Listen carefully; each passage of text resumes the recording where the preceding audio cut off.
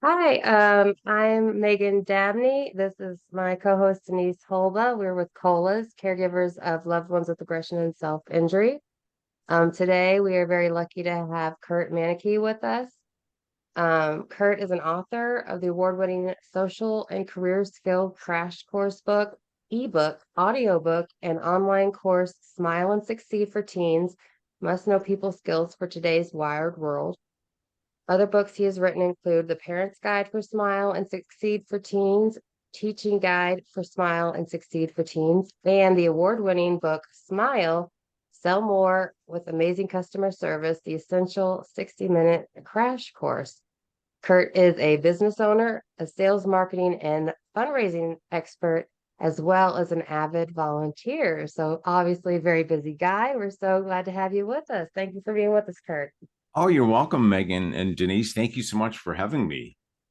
Awesome. So, first things first, obviously, we deal with special needs community. So you have received quite an impressive endorsement on your book, Smile and Succeed for Teens. Can you tell us a little bit about that? Yes, it's won the Mom's Choice Award and the Teacher's Choice Award. So I was honored about that. And then Temple Grandin called me the day she read it to endorse it. And I was watching the Detroit Red Wings hockey game. It was an evening, and I thought maybe it was a crank call. She just said, "Kirt, Temple Grandin here. I read your book today. I love it." She goes, "You use my testimonial to get this book out to all teens to lower the unemployment rate." She said, "This is the real deal." And so she was so Wow. nice. I told her I loved her movie, and I'm a big animal welfare advocate. So I really enjoyed talking with her. She's great. And she did say something which was interesting. She said, "I love the part about volunteering at an animal shelter because that's a great way for these young adults to practice their social skills before they go into like a job or something." So I thought that would be a very helpful tip for parents. Mhm. Awesome. So, how do you think your book can help those with special needs in their everyday lives and when looking for a job? Great questions, Denise. I think, making friends as far as knowing how to introduce yourself. The book is really about just what Will Rogers said. You never get a second chance to make a good first impression. And that's what we're talking about, making a good first impression, whether it's with a friend or getting and keeping a job. So as far as helping them get a job, as a former employer, I had a specialty retail store, and I had 25 teenagers working for me. And how it can help teens get a job is making a great first impression. If they go in asking for a job application, which I had a lot of teens do that because they wanted to work in our stores, they thought it was the cool place to be. It was a specialty like windsurfing, Oakley sunglasses, snowboards, all the specialty sports that were fun. But if I saw a teen come in, even if I didn't have a job opening, and this is how it can help them, and they asked for an application and they were dressed professionally, they were polite, they had good people skills. And I know it's challenging with the special needs community, but just good people skills as far as just saying, "Hello, could I please have a job application?" That's all you have to do. And I'm Right, thinking, as an employer, you're thinking in your head, I could trust this person with my customers. They would come back. right. So that's how teaching them how to make that great first impression and just saying please and thank you. When I hand them the application, they say thank you. I'm thinking a lot of times I would do this. Are you available to interview right now? I don't have an opening, but I'm thinking I'll fit them in somewhere because Right. so many young adults don't have those skills. So that's really how teaching them what to say, the manners that employers are looking for, and then how to make a friend, how to introduce yourself, how to go up to somebody and say, "Hi, Denise, I'm Mark." Just Right. as easy as that. Yes, thank you. Oh, you're welcome. Thank you. And then your book, you also have activities that the kids can do. And one that I really thought was a good one was the secret shopper activity. Can you explain how that works? Yes, I have that in the parents guide and the teaching guide. And I think that's really important. We used to have in our retail store, I had mystery shoppers, and it was mainly to commend our young employees for a great job. At store meetings, I would say, we had a mystery shopper call or come in looking for a wetsuit. They said, "Pete, you did a great job." So you get a gift certificate. You're really trying to help your young adult learn firsthand when they go into a business or even like a local farm market what to look for so they can kind of mirror those personalities, where you're looking for good behavior. When they walked in a business, for instance, were they greeted? How did they feel when they walked in that business when that person ignored them? How did they feel when they walked up to the other farm market booth and somebody came right up, smiled, and say, "Hi, how are you? It's good to see you." Just let them experience those, and let them also find out, okay, who's doing a good job. Ask them. And your young adult might say, well, that person's on their cell phone and they're sitting ignoring their customers, but the other person is standing up and he's talking, or she's talking to her customers. Let them experience that, so they know why these items in my book, these techniques, are so important. Yeah, and definitely talking about the feelings, like how does it feel when they don't greet you, is definitely kind of to reinforce the behavior. I think that's really cool. Your brand focuses around the word smile. As a business owner, why is smiling so important, especially in a customer service position? Well, it's all about relationships, and personal relationships, I've always felt, are the same as customer service scenarios, because you're dealing with people and you want to make a great first impression.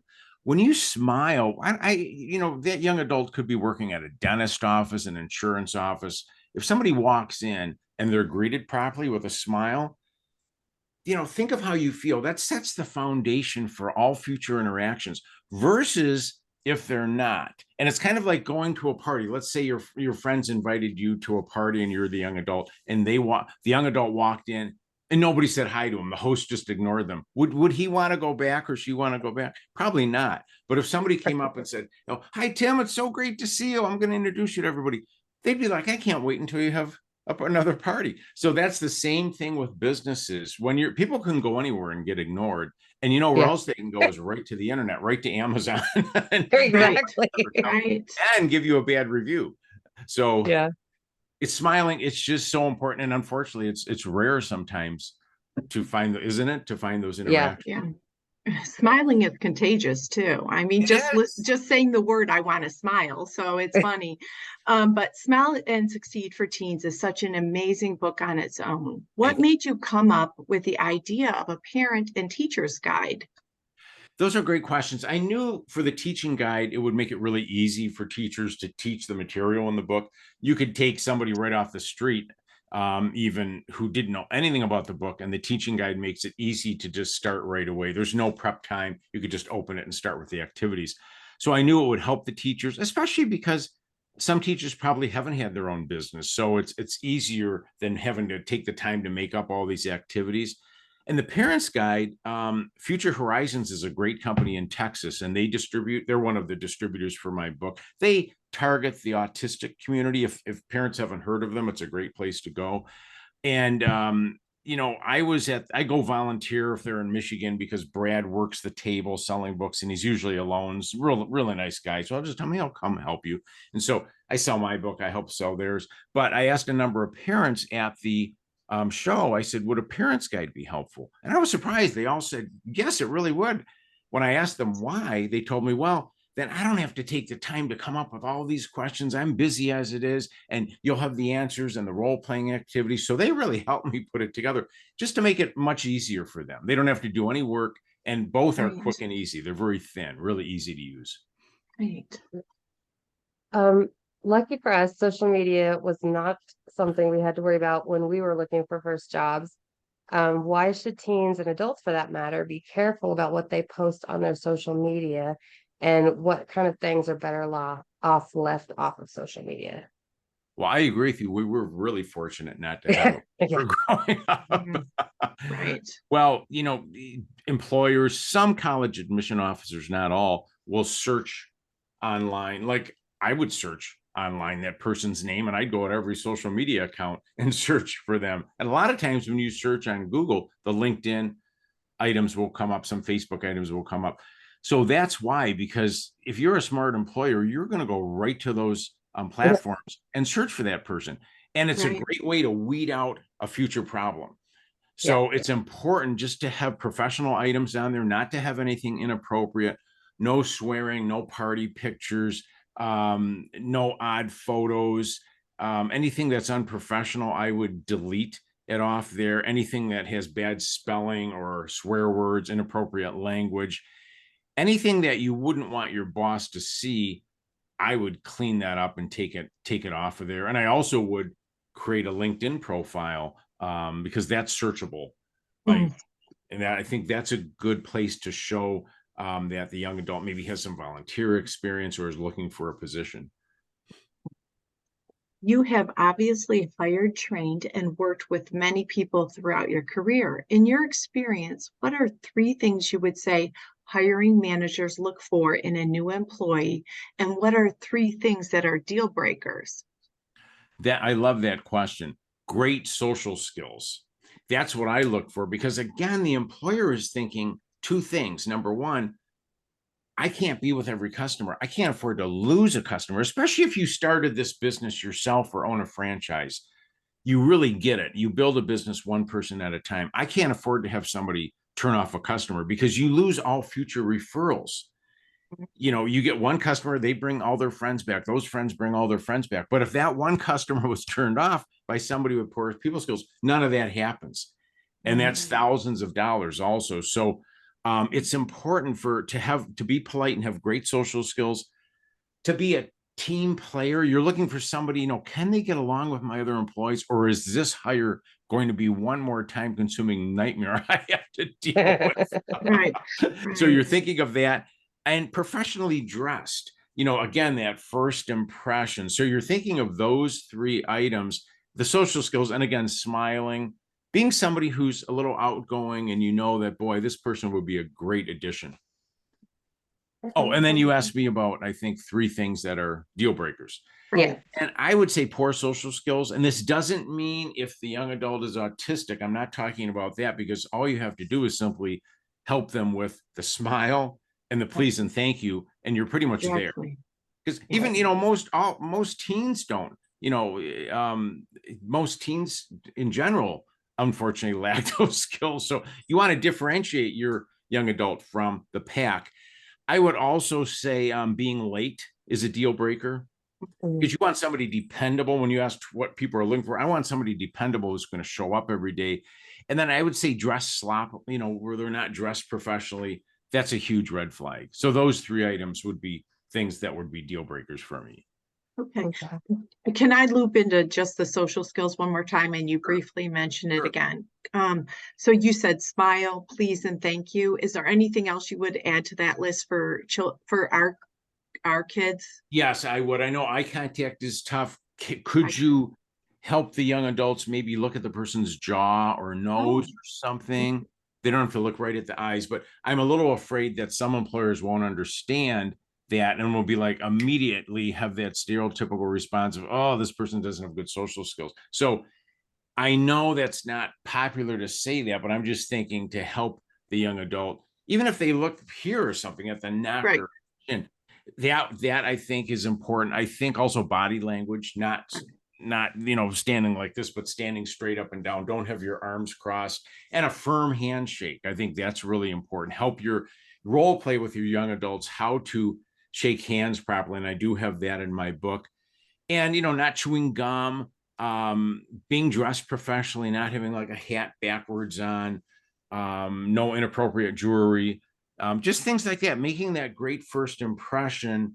Oh, and phone skills too. Clean up your voicemail on your phone. If your voicemail says, hey, not here, call me back, and that employer calls you, that's Right. a big red flag. So I would put a professional voicemail on there also. But I would say those are really the top things: the please and thank you, and saying you're welcome. Don't say yep, no problem. When an employer says thank you for coming in, oh, you're welcome, thank you for having me. Yeah, right. Right. Okay, And I thank think you. Oh, what's you're great welcome. about your books also, because we're talking about social skills, and I know a lot of our kids have issues with that, but you actually have scripts written up that they can kind of practice. And even in the parent guide, you have like activities that everybody can practice. Of course, it's not going to show up green screen. I but know. that really helps our kids. And I know, in speaking, you said you didn't really have a background with special needs, but it's funny that your book is actually kind of written in a way that would work with our kids. So Yeah, it is funny. Well, I always knew, I'll tell you, growing up and selling, when you're selling something technical, like we did in our specialty retail store, like a windsurfer, if I was selling it to you or anybody, you have to drop the jargon. Mhm. Otherwise we would have never sold any. There's so much jargon and everything. So I taught my staff, really clearly communicate. It's like a doctor. You have to clearly communicate. People are not going to understand you. And it's very Mhm. true in the autistic world too, because I see a lot of jargon that employers won't understand. Just talk clearly. Dependable workforce. They will be your most loyal employees. The other terms, I'll tell you, a lot of employers do not understand some of the jargon also. So I tried to really clearly communicate. No wasted words. We rewrote it. Gosh, this book over 70 times. It's a fourth grade reading level also, which doesn't mean it's just for fourth graders, but it means the brain doesn't have to work as hard to read the words. But Right, I tried to make it so there's no fluff. Read a paragraph and quickly, 1, 2, 3. Here's what you do with that next customer. Right. right. Um, so you've mentioned you kind of bonded with Temple Grandin with your um, background in volunteering, and your book does talk a lot about the benefits of volunteering. Why is volunteering a good option for teens when looking for a job, and how has volunteering helped your career? I think volunteering for young adults is really a game changer for a number of reasons. I think, like, for your audience, they could go to PetSmart on the weekends. And I might have mentioned this before. These nonprofit organizations bring these animals in that need to be adopted. And they're always looking for young adults to help carry the cages in and Hmm. greet the public. So the young adults could practice just going up to somebody or do it as a family. Hi, how are you? What type of animal are you looking for today? Just as simple as that. And I think that's something where they can practice these social skills. They can also add it to their resume. So Hmm. volunteering, add that to the resume, and you never know who you're going to meet. Right. Networking is so important for job hunting. If they just say, well, I'm here volunteering and I'm hoping to get a job in the future, somebody might say, you know what? My husband owns a company, a store or a business. What are you looking for? You just never know. A lot of good opportunities, meet a lot of new friends also. But you get those job skills practice that you can use in the future. And they're more confident when they go on the job also. And for me, I used to walk dogs on my day off when I had my specialty retail store for the Humane Society. And it really gave me an insight into, boy, when you engage with these people, I would walk the dogs and the people would come in the back of the shelter, but there was nobody there to help them.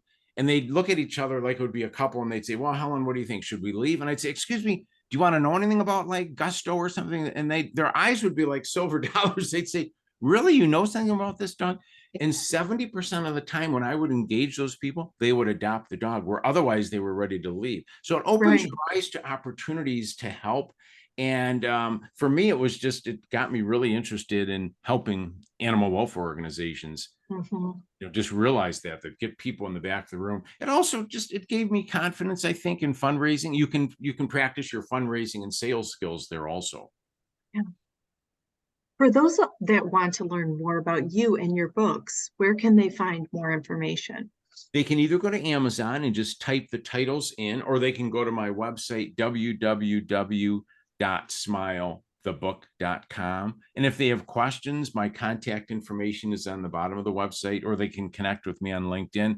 I'm happy to answer questions, and they can ask me if this would be a good resource or not for them or for their school or their homeschool. Right. Awesome. Well, thank you so much for being with us today, Kurt. We appreciate it so much. Oh, you're Uh, welcome, Megan and Denise. Thank you so much for having me. awesome. So, I will put Kurt's information in the description box below and his social media links. Remember to subscribe to our channel, and thank you so much. All right. Have a Thank you. good day.